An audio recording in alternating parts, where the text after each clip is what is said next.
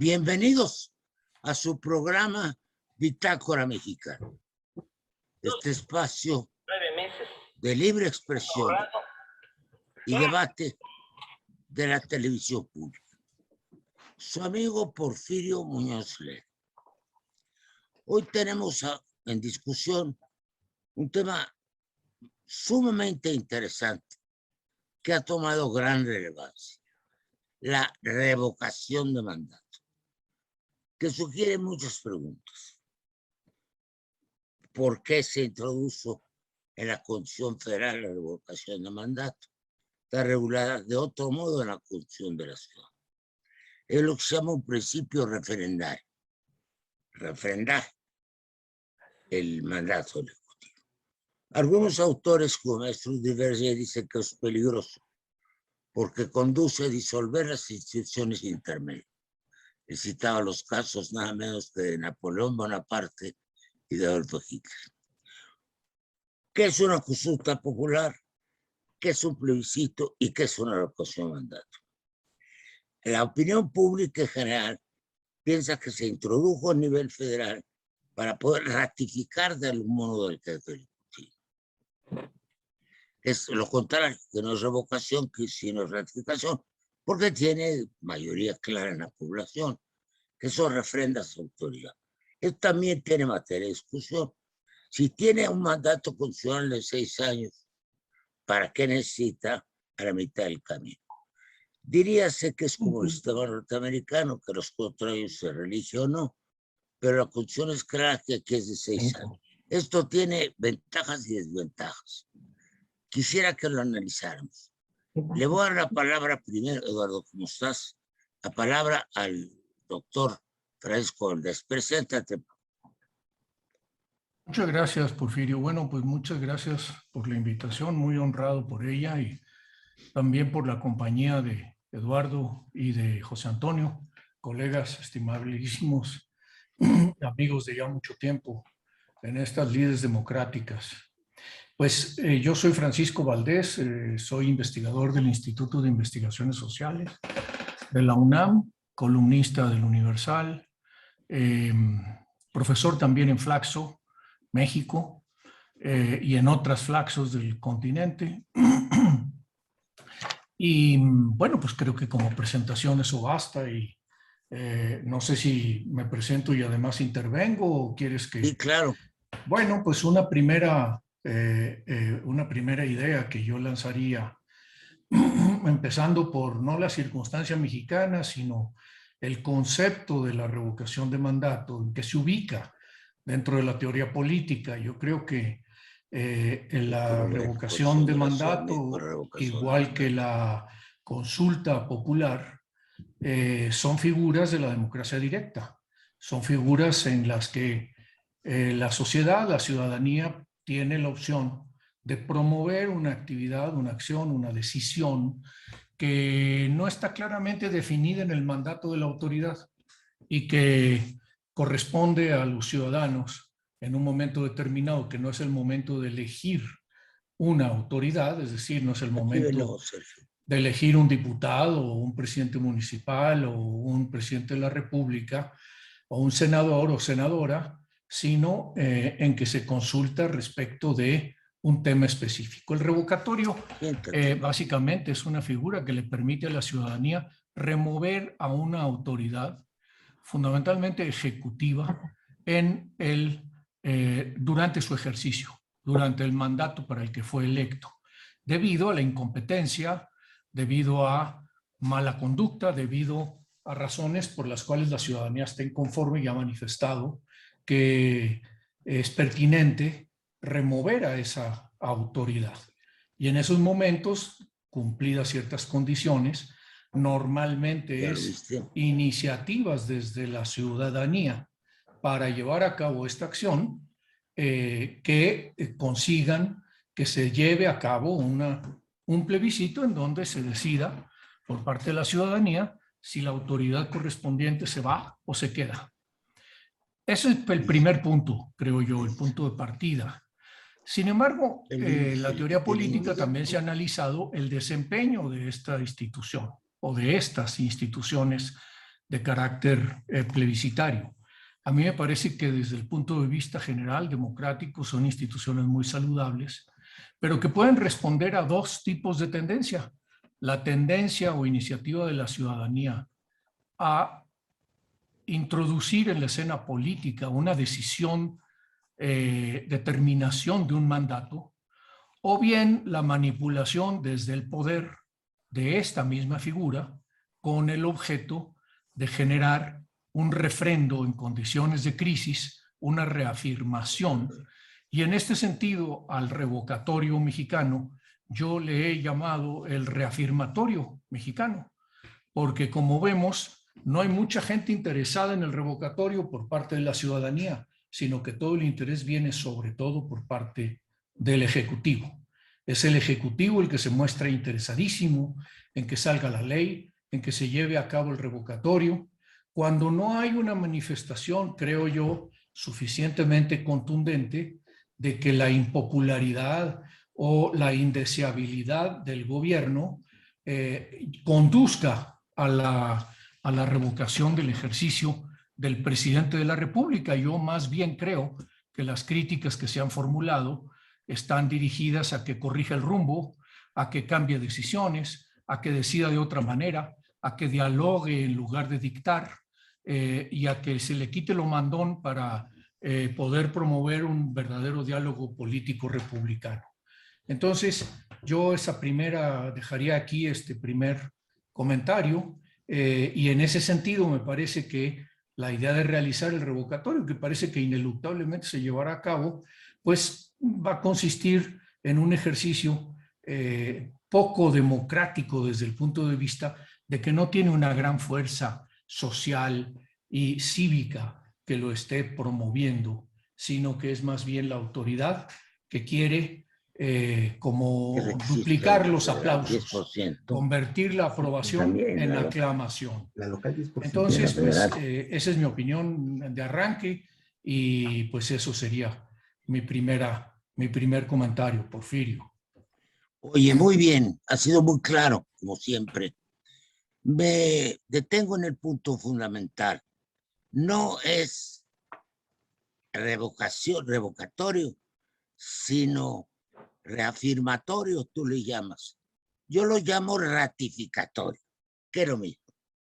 Entonces, le voy a preguntar a Eduardo, a diferencia de la Constitución de la Ciudad de México, pusimos que debe pedirlo el 10% del cuerpo electoral. Es una cantidad enorme. Ahora, y nada más, no se dice más, porque el principio es sano jurídicamente. Entonces, lo que ocurre en este ratificatorio es que en la sociedad y en los partidos ha ocurrido un fenómeno curioso. Los partidos de oposición han dicho que no van a mandar a sus gentes a pedir la revocación, porque es una forma de ratificación. Y lo más curioso para Ripley es que el partido del presidente es el que va a pedir la revocación. Entonces todo queda muy claro. A ver, ¿qué piensas de esto? Bueno, Porfirio, justamente estaba yo pensando, ahora que escuchaba a Francisco, estaba pensando justamente en eso, en que estamos en una posición política muy singular, porque resulta que el principal interesado en promover, en impulsar y desde luego para comenzar en dar las reglas para este proceso revocatorio, confirmatorio o como queramos llamarle, porque creo que todo cabe en esta figura. Pues el principal interesado es el presidente y su partido, junto con su partido, en tanto que la oposición se muestra renuente a que se apresuren, pienso sobre todo en la falta de la ley reglamentaria que le ha tomado más de un año de omisión al Congreso de la Unión y todavía no acuerda siquiera la fecha para discutir el proyecto o los proyectos que ya existen sobre la ley, particularmente la pregunta sobre cómo debe formularse. Bueno, hay una oposición que no quiere que haya propiamente este proceso al que se está oponiendo. Y por otra parte tenemos al presidente que sí quiere y a su partido que está empujando. Bueno, esto no parece tener mucho sentido porque, pues, ¿para qué quiere López Obrador si tiene una aprobación tan importante que haya un proceso de revocación de mandato como es la figura que existe? ¿Y por qué la oposición no quiere? Bueno, hay razones políticas, desde luego. Pareciera que la oposición no quiere que el presidente adquiera todavía una mayor fuerza para lo que le falta para su periodo. Y la intención me parece que está en el fondo de esto, más allá de si el presidente quiere el aplauso o busca todavía este respaldo popular que ya lo tiene, pero quiere más. Yo creo que en el fondo, o yo veo en el fondo, que la intención no es tanto ahora, sino dejar establecida en la Constitución y en la ley respectiva que todavía no existe, la posibilidad de que en el futuro un mandatario, y pienso particularmente en el sexenio pasado, que evidentemente está incurriendo no solamente en déficit gubernamental, 10 y sino 3 en seguro. probable corrupción o en actos evidentes de corrupción, pues pueda ser removido.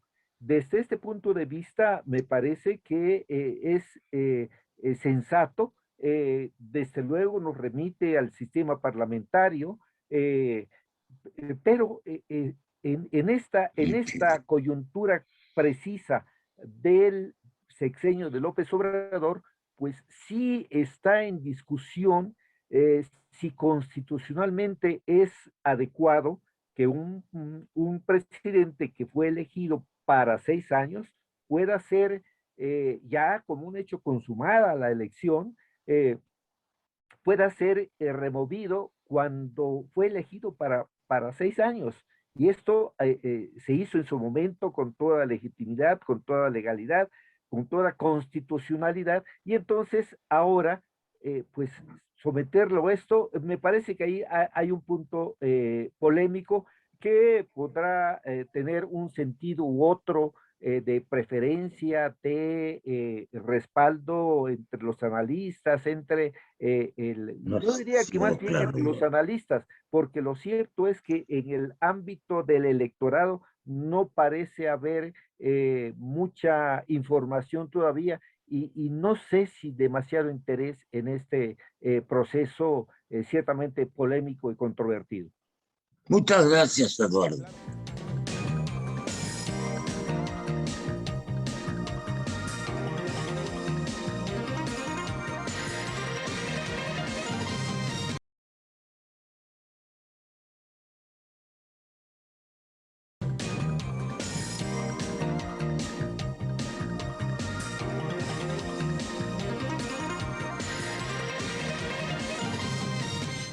José Antonio, yo quiero añadir un dato que acabo de constatar. En la Constitución Federal se lista el 3% de la lista nominal, que no es una manifestación de descontento. Y nosotros en la Constitución de la Ciudad de México, para que no se abuse del procedimiento, pusimos el 10%. El 10% ya es una sensibilidad muy extendida de qué es de hacer la consulta. Es decir, ya tiene más peso. Lo otro es pretextual, se va a hacer siempre. 3% es muy fácil. ¿Qué piensas tú de esto y las consecuencias? Me preocupa el régimen plebiscitario que puede establecerse como antecedente, que otros llaman referendario. ¿Tú qué piensas, Juan Antonio? Preséntate. Sí, yo creo que efectivamente la remoción de un presidente, de un jefe de gobierno, no debe ser tan sencilla. Eso pasó, seguramente lo sabes mejor, Porfirio, en la Cuarta República Francesa, donde era muy fácil quitar a los primeros ministros casi por cualquier cosa, y eso generaba inestabilidad.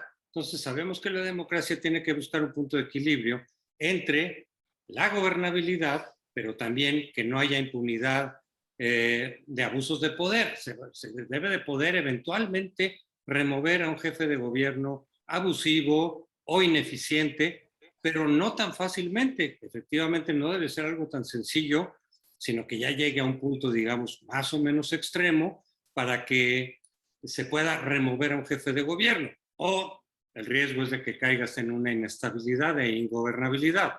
En principio, una democracia tendría que tener la posibilidad, es parte de su definición, de remover a un jefe de gobierno aún antes de que termine su mandato, si es que está abusando del poder, si está incurriendo en ilícitos, pero también por razones políticas.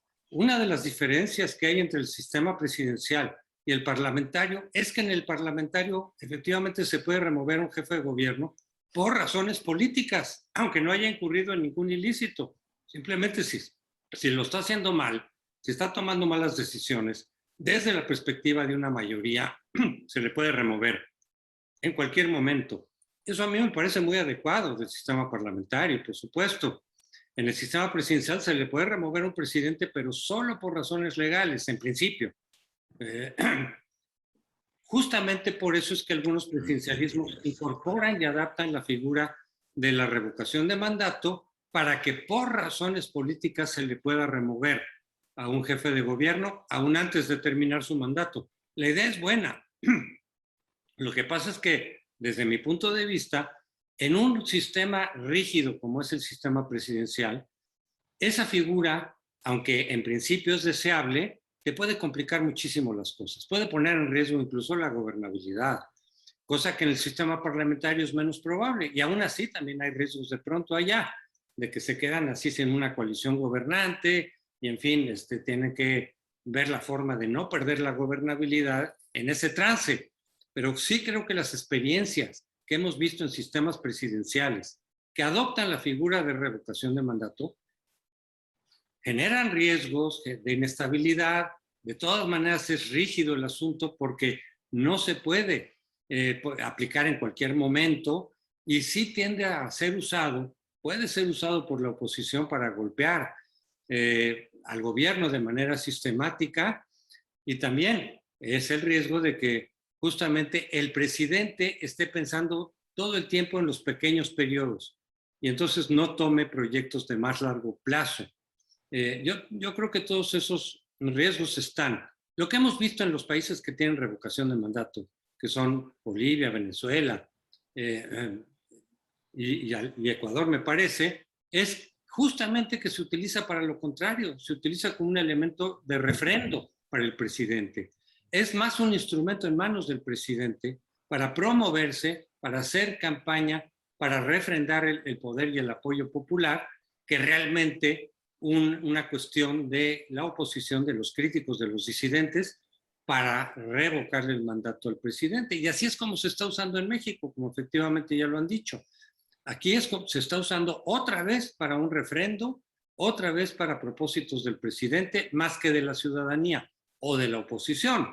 Entonces, ese es el riesgo. Yo, de plano, sí me declararía en contra de la figura de la revocación de mandato, no solo de este ejercicio que en principio puede tener lugar el año que viene, sino de la figura. En un régimen presidencial creo que puede ser contraproducente esta figura. Yo me he declarado y me sigo declarando más bien partidario del sistema parlamentario. A mí me convence más la lógica institucional del sistema parlamentario.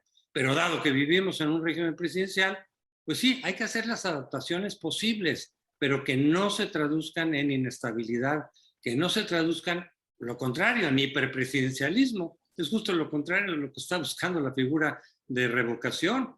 Y así es como se ha utilizado en América Latina. Yo diría que efectivamente las condiciones son tales, las encuestas lo reflejan. Estas encuestas recientes dicen que la mayoría de la gente va a votar en favor de López Obrador. Y por eso mismo es el presidente y su partido los que están promoviendo con toda energía este ejercicio para el año que viene, porque les va a convenir, porque si se realiza, lo más probable es que salgan ganando el presidente en términos de fuerza, en términos de refrendo popular, que le hace falta, porque si bien su popularidad es alta, las condiciones políticas en esta segunda mitad de gobierno van a ser más complicadas. Ya se le quitó una parte de la fuerza que tiene el presidente en el Congreso. Ya la mayoría calificada ya quedó más lejana. Ya no va a ser tan fácil hacer iniciativas, cambiar la Constitución, como más o menos lo fue la primera mitad del gobierno. Y por eso yo creo precisamente que el presidente quiere este refrendo, para recuperar parte de la fuerza, para revitalizarse frente a un panorama que se antoja más complicado, con más contrapesos, con instituciones autónomas que están defendiendo su autonomía y que bueno que así sea, pero por eso le urge al presidente, por eso insiste tanto. Mucha gente, incluso obradoristas, dicen, pues ¿para qué tanto lío? Pues si nadie está queriendo seriamente remover al presidente de manera anticipada. La oposición dice que termine su mandato de 6 años. La mayoría de la oposición en todo caso, hay grupos por ahí más duros que sí quisieran removerlo, pero creo que son la minoría. ¿Para qué hacer este ejercicio? En fin, no se le ve sentido ni económica ni políticamente, porque el presidente lo necesita. Si estuviéramos en una situación en la cual realmente estuviera en riesgo el presidente, su mandato, si realmente hubiera mucha gente que quisiera removerlo antes de tiempo, veríamos efectivamente, como dices, Porfirio, lo contrario. Estaría Morena y estaría el presidente haciendo lo posible para que no se hiciera ese ejercicio. Y la oposición probablemente estaría haciendo lo posible para así llevarlo a cabo. Pero el punto que decías es demasiado fácil el 3% para remover al presidente o para tener por lo menos la iniciativa del ejercicio. En efecto, en otros países se exige mucho más para que realmente sea una condición extrema, de rechazo extremo al presidente, para que se pueda remover.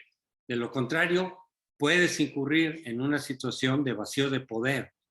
Y termino con esto, Porfirio. Precisamente por eso, por ese riesgo, es que muchos opositores, muchos críticos, que no estamos conformes como se está llevando a cabo el gobierno, ni con sus resultados, ni con el estilo personal de gobernar de López Obrador, que sin embargo decimos que acabe el hecho de que fuera eventualmente removido el presidente, cosa que no se ve por ningún lado, nos puede llevar a una situación crítica, de riesgo, de alto riesgo, de vacío de poder, de una parálisis gubernamental que nunca hemos experimentado, bueno, por lo menos desde el siglo XX para acá o desde la consolidación del régimen revolucionario para acá, no hemos tenido el cambio o la pérdida de un presidente. Sí sería una situación de alto riesgo, así lo vemos muchos. Y por lo mismo las condiciones de la revocación, Porfirio, efectivamente, tendría que ser mucho más elevada de lo que tenemos en México. 3% es muy bajo. En otros países es del 20% que se requiere para llevar a cabo este ejercicio de revocación. Claro.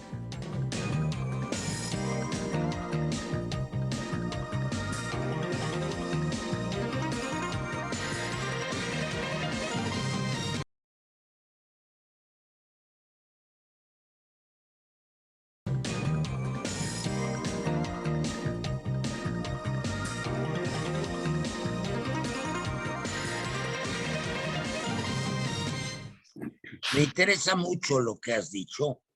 Me toca personalmente porque estoy dedicado gran parte de mi vida académica. Voy a echar un pequeño comercial. La famosa inestabilidad política de regímenes parlamentarios no es tal. Los estudios, yo hice mi tesina sobre eso, con ese tipo. En Francia había una vida política de posguerra muy complicada y había muchos partidos. Decía el general de Gaulle, claro, este país tiene 365 tipos de quesos. ¿Cómo no va a tener 100 partidos? Entonces hacían coaliciones. No caí, un gobierno caía al año y medio, pero quedaba el jefe del Estado. Hay que distinguir un parlamentario, un jefe de Estado y un jefe de gobierno.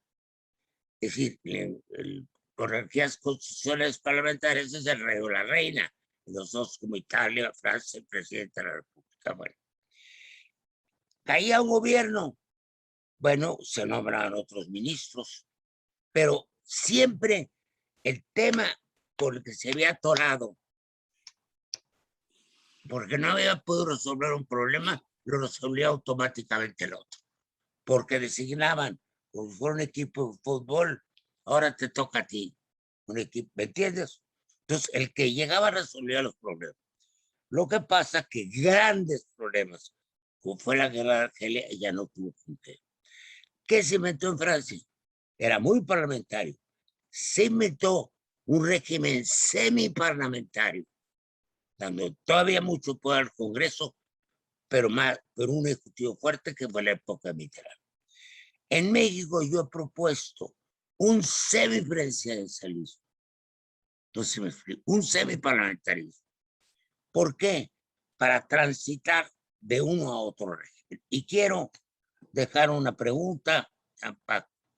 El tema es que no puedes pasar de un contexto histórico a otro.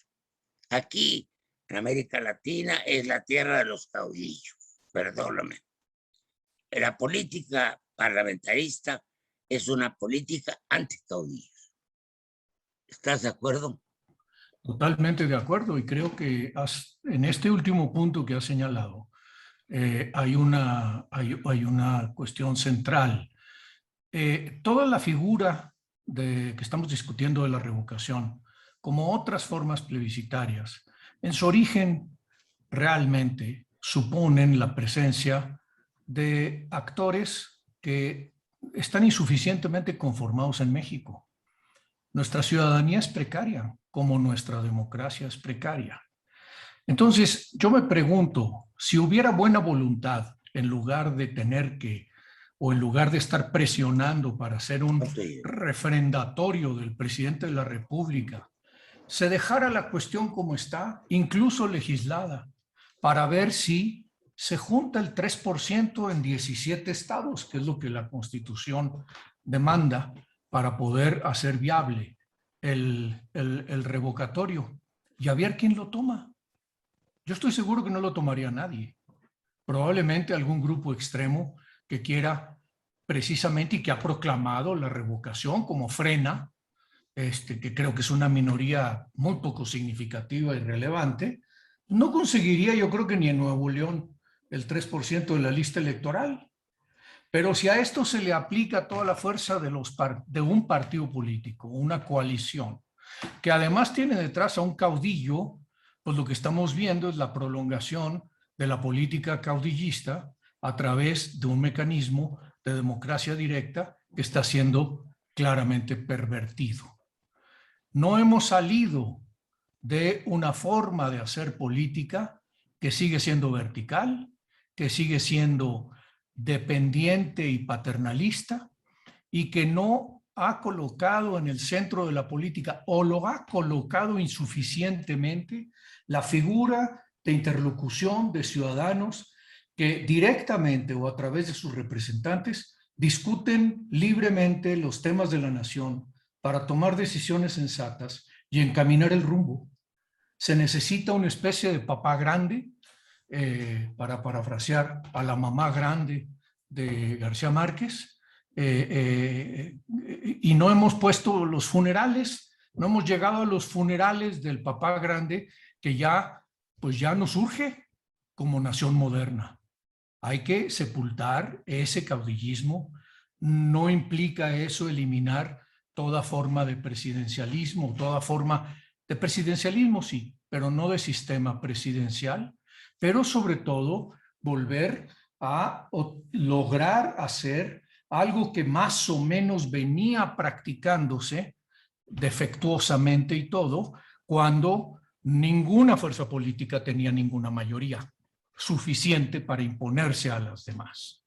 Entonces, concluyo diciendo que en nuestra América Latina y en nuestro querido México existe aún una tendencia al caudillismo sumamente fuerte, existe una tendencia autoritaria que reclama del poder la solución a todo, existe una tendencia a descargar la responsabilidad civil y de la sociedad en otros, que son los gobernantes, y echarles la culpa de todo lo que sale mal a los gobernantes que además lo hacen mal. Eso no me cabe la menor duda. Hay muchos casos, pero no todo lo hacen mal.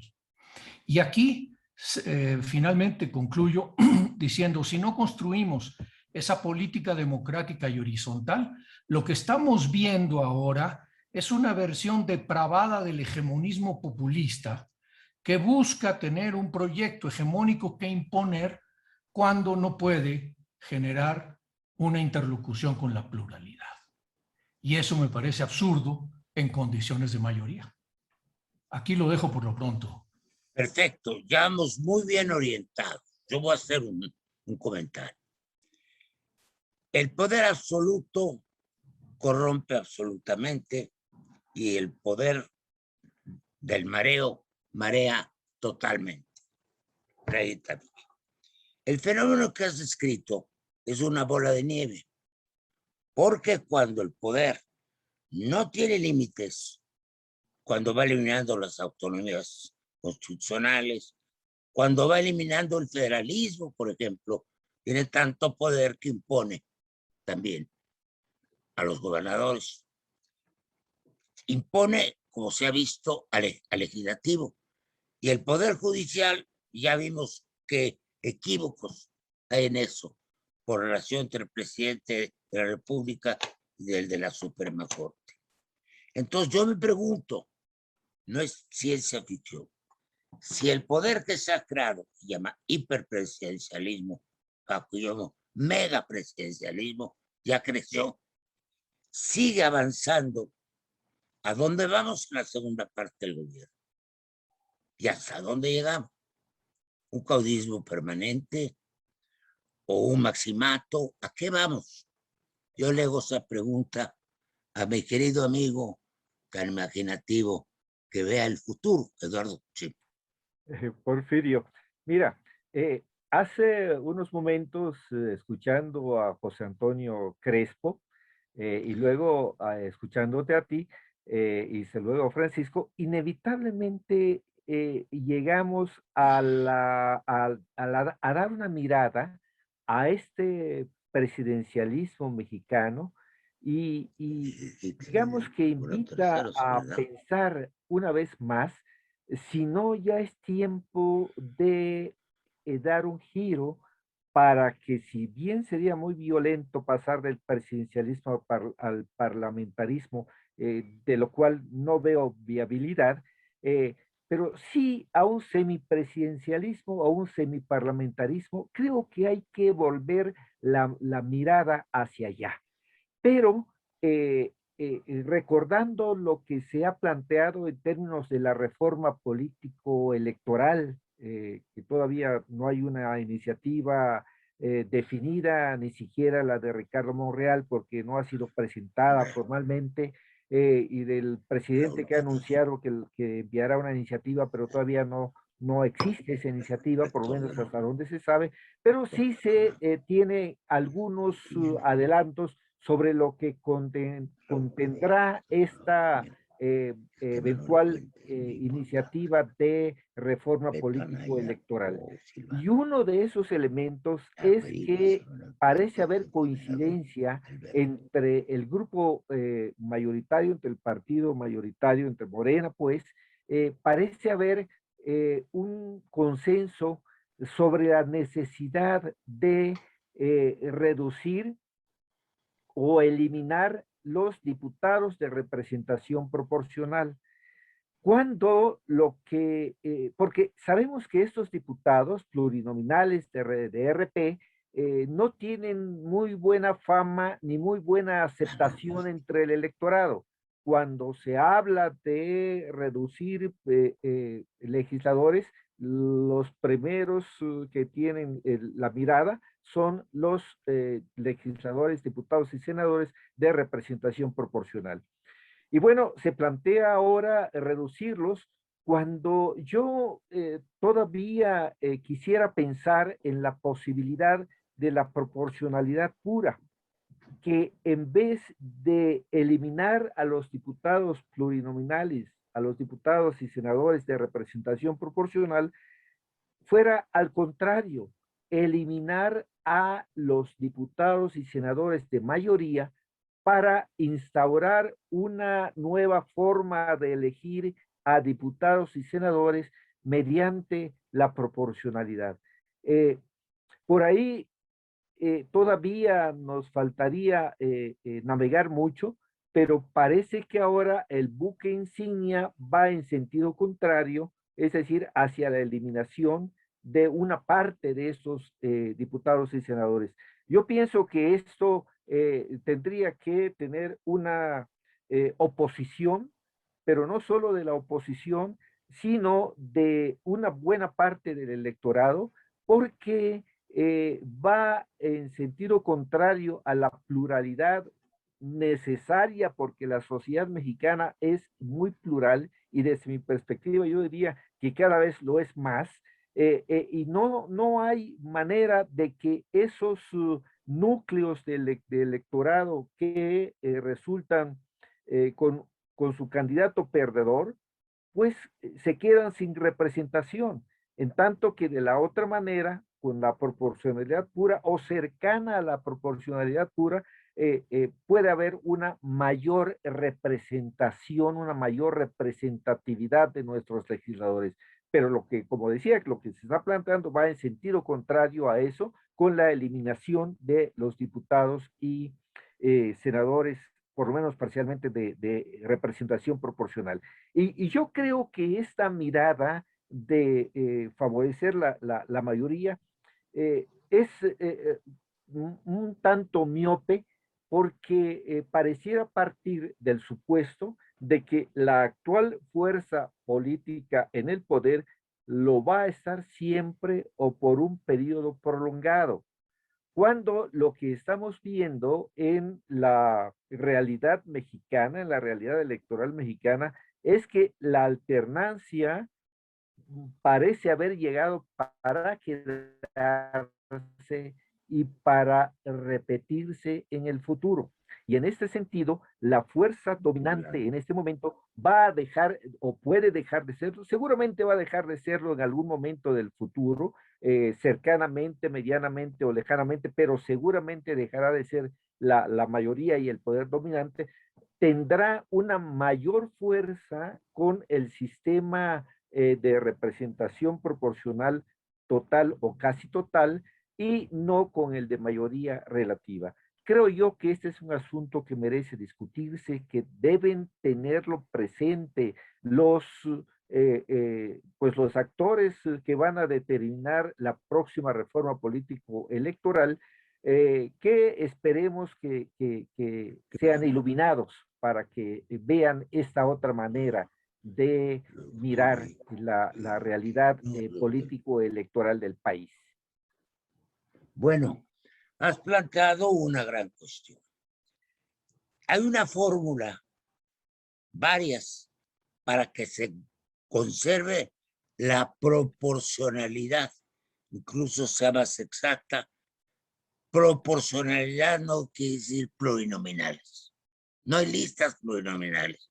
Si no se dividen según el número de votos, hay resto mayor y cociente natural y resto mayor, se vuelve a un número igual de representantes por cada estado, una repartición según lo que tuvieron en el estado. Y también hay una fórmula a nivel nacional parecida a la del Distrito Federal. Se vota en el distrito. Luego se ve cuál fue la proporción, cuántos ganó para partido. Y luego a los que ganaron se le da ese número de diputados, tomando en cuenta aquellos que tuvieron mayor resultado proporcional en su distrito. Yo sugiero, Eduardo, que le pidamos al presidente consejero del INE, porque esas cosas no se pueden quedar en un discurso. Y además esto lo entienden muy pocos, los que están enterados. Estamos hablando para élites. Que volvamos a convenir con el presidente consejero del IFE, tener esas reuniones, ¿te acuerdas? Sí, cómo no. Me y que se haga, y ahora que se va a hacer una ley electoral, que se inicie un movimiento social que acogido por el INE, propongamos ideas. Ahora, que esto pueda cambiar, está muy complicado, porque esta fuerza de la opinión pública desgraciadamente no ha crecido demasiado.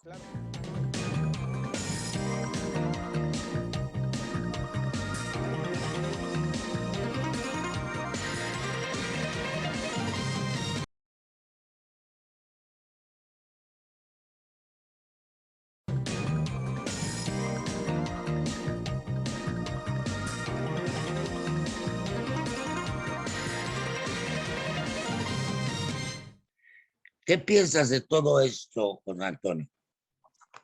Sí, yo creo que a lo que se ha planteado para la reforma electoral que pretende Morena, sí iría en sentido contrario de lo que se ha vivido en los últimos años, que es volver a algunas fórmulas de las que prevalecían durante la hegemonía del PRI y que evidentemente afectaban a la oposición. En ese sentido, creo que hay fórmulas alternativas. Sí, la proporcionalidad pura ocurre en varios países, ha funcionado bastante bien, pero creo que el sistema mixto, estilo alemán, puede funcionar. Esa fue la idea original de cuando se metieron los diputados de representación proporcional, un sistema mixto, pero con una fórmula que no favorecía la justa representatividad, sino que a final de cuentas siempre el PRI salía ganando, el PRI como partido gobernante. Recordemos en la reforma del 87 que estaba la famosa cláusula de gobernabilidad para garantizarle al PRI o al partido dominante, que era el PRI, la mayoría absoluta al margen de la votación que hubiera obtenido, por lo menos desde el 35% de votos para arriba. Y luego se fue modificando la fórmula, pero siempre terminaba favoreciendo al partido mayoritario, tanto en la modificación que se hizo en el 93, como después en la reforma del 96, a final de cuentas el partido mayoritario se sigue beneficiando y sobre representando.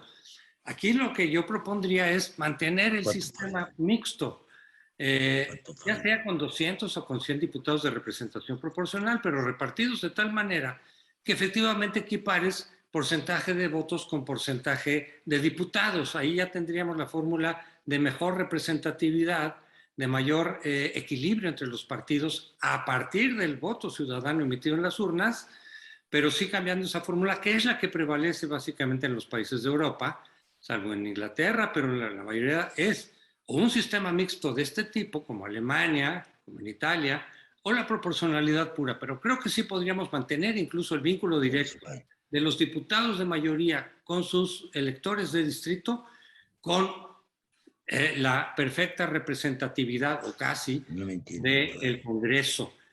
Y yo propondría otra cosa, no sé ustedes cómo la vean. Ante esa, la mayoría de la gente no acaba de vincular a los diputados de representación proporcional con una mejor representatividad del Congreso. Como que no ven que sin diputados de representación proporcional, la sobrerepresentación del partido mayoritario pues, se dispara, a veces hasta 30 puntos. No queda claro en la ciudadanía. Pero el reclamo que hace de los diputados de representación proporcional en la fórmula mexicana sí tiene algún sentido, sí tiene razón de ser. Muchas veces vemos que la fórmula de representación proporcional la usan los partidos para sus fines propios, o incluso quien tiene mayor influencia en un partido, pues mete a sus cercanos, mete a amigos a veces, en fin, o personajes que le convienen a los partidos, pero que no necesariamente están bien vistos por la ciudadanía. Y entonces los ciudadanos dicen, esos diputados ni los elegimos nosotros. Sí, sí se eligen, pero de manera muy... Eso tiene solución. La solución no es quitar a los diputados de representación proporcional. La solución podría ser las listas abiertas, que también operan en Europa, donde la gente pueda decidir, los ciudadanos, a través de un voto diferenciado ahí sí, el de mayoría con el de representación proporcional, que pueda decidir el orden de cómo van a ser nombrados las listas de diputados plurinominales.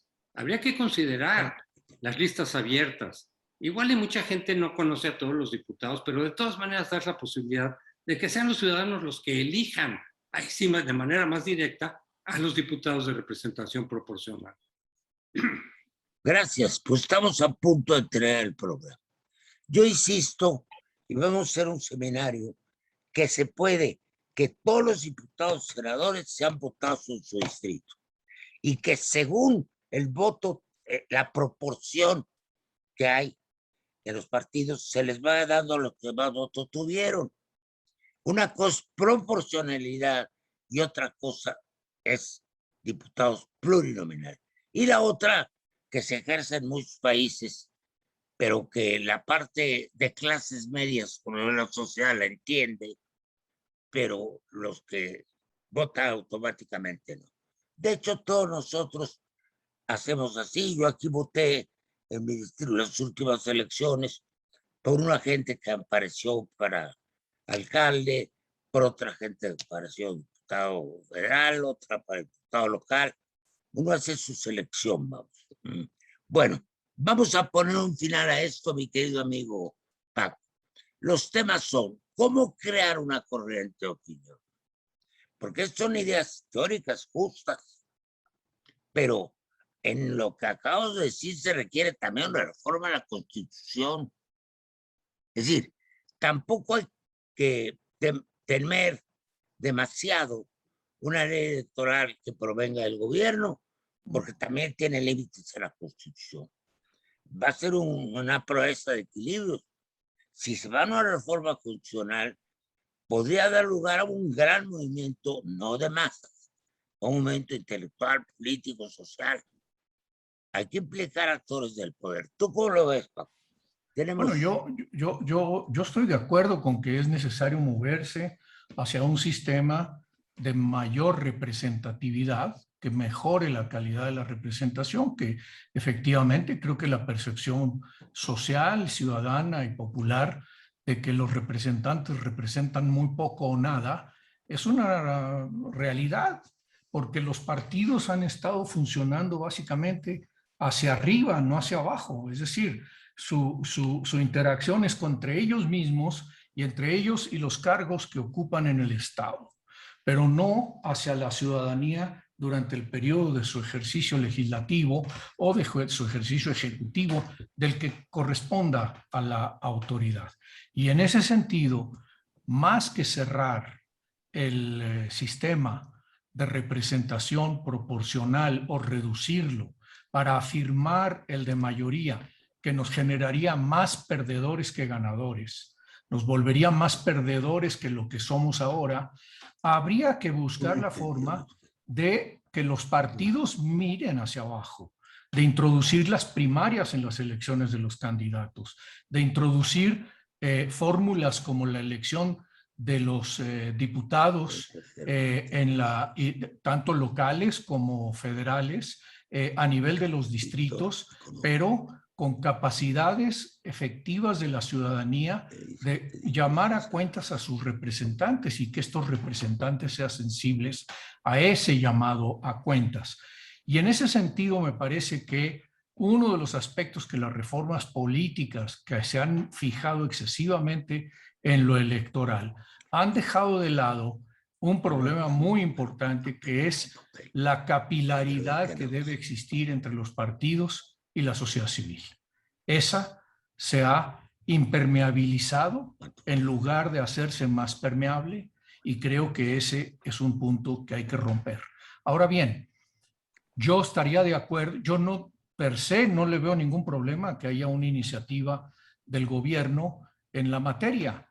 Lo que no veo es buena voluntad del gobierno para generar una iniciativa que esté fundada en el diálogo republicano, sino que la intención que se ve detrás del discurso y detrás de las propuestas, propuestas que aún no han sido concretadas, por cierto, pero por lo menos de lo que se dice cuando el presidente habla o cuando sus voceros dicen algo, es que se trata de imponer un mayor control de la mayoría sobre el conjunto, cuando esa mayoría ni siquiera es una mayoría de la totalidad de los electores. No es una mayoría si consideramos el padrón electoral completo. Entonces, lo que tenemos en realidad es una pluralidad. Hay que aceptar esa pluralidad y hay que moverse dentro de esa pluralidad para que el sistema político responda mejor a las necesidades de representación de los ciudadanos. Y a mí me parece que promover que los partidos generen modificaciones internas en sus dinámicas es fundamental. Yo creo que esto sí puede ser algo que interese a la opinión pública, que interese a sectores más amplios de la población y que haga ver que los resultados que estamos teniendo en términos de política y de gobernanza son resultados poco positivos, son resultados decrecientes que necesitamos corregir con una mayor creatividad política, precisamente dándole a la acción política la riqueza de la pluralidad y los mecanismos de intercambio, de interlocución y acuerdo que se requieren para encontrar soluciones consensuadas. Muchas gracias, Paco. Eduardo quiere decir 5 palabras, 1 minuto nos queda, una conclusión. Porfirio, pues lo que tengo que decir en este momento es una coincidencia plena con Francisco, en el sentido de que esta falta de capilaridad entre los partidos, todos los partidos y su electorado, me parece que es una de nuestras graves deficiencias en este país y que desde luego esto sería tema para otra charla, para otra mesa, pero es un tema fundamental al que no se le está dando la debida importancia. Este divorcio entre los partidos y el electorado me parece que es muy, digamos, grave para el avance democrático. Y desde luego la necesidad de que esto termine, me parece que hay que abordarlo y hay que empujarlo. Es otro tema, pero creo yo que con esto me quedo de este programa, entre otras cosas. Muchas gracias. Vamos a organizar ese seminario y vamos a empujar como ciudadanos, todos.